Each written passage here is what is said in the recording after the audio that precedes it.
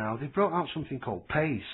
I don't know if you're aware of this. I don't know how long it's been going. I think it's been going quite a long time.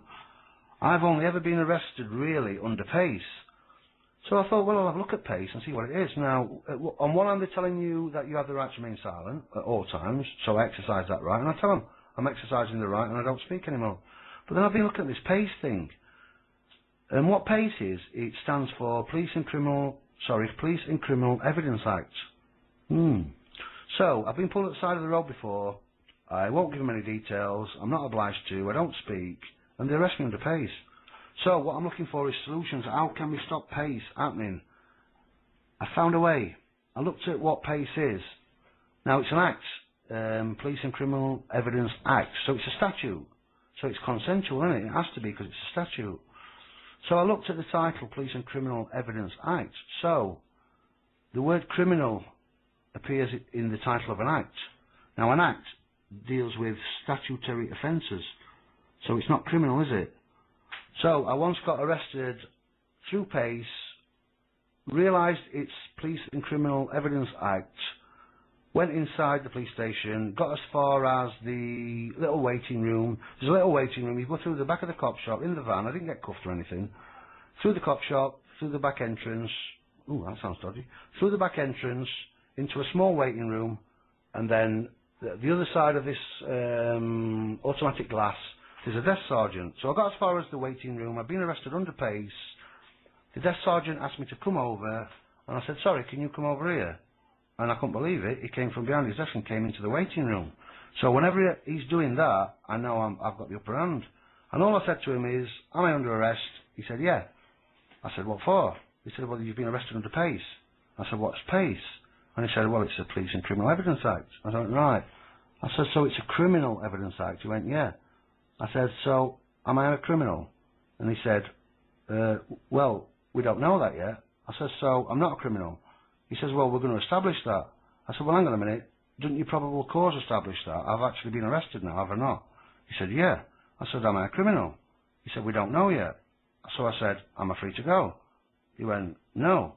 I said, are you detaining me? He said, yes. Sorry, but this is how the conversation went. I said, what are you detaining me for? He said, Police and Criminal Evidence Act. I said, am I a criminal? He said, no. I said, thank you very much, I'm going to get off now. He said, you can't. I said, why? He says, because you're under arrest. I said, what for? He says, PACE. I said, am I a criminal? He said, no. So it went on, and eventually I walked out, and they let me walk out. So, the only time I spoke is when I realised it's Police and Criminal Evidence Act. So it was like Punch and Judy, that wasn't it? Sorry about that, but that's how it went. And the number one thing is, he didn't see any fear in my eyes. And every time I've been arrested, there is no fear. I don't have any fear, because I know I can either shut up, not say a word, do me 2 or 3 days, get bailed, go to court, and try and head court off, or try and go in court and beat them. Or, now, I will speak now. I used to be afraid of speaking and giving my name and stuff. I'm not bothered now, because Rob Freeman, I didn't used to give him a name, but now they can call me Rob Freeman, they can call me Mr. Rob Freeman, I don't care, because the next time I get arrested, which I hope's not for another 25 zillion years, but I've got a feeling it might be sometime in the next couple of years, I'm not only going to use the criminal bit of the Police and Criminal Evidence Act, I'm not only going to exercise my rights to keep quiet, but I'm also going to use the trust relationship, because the policeman and woman are holding court at the side of the road, and what are they treating us as, and what are we acting like? Trustees again.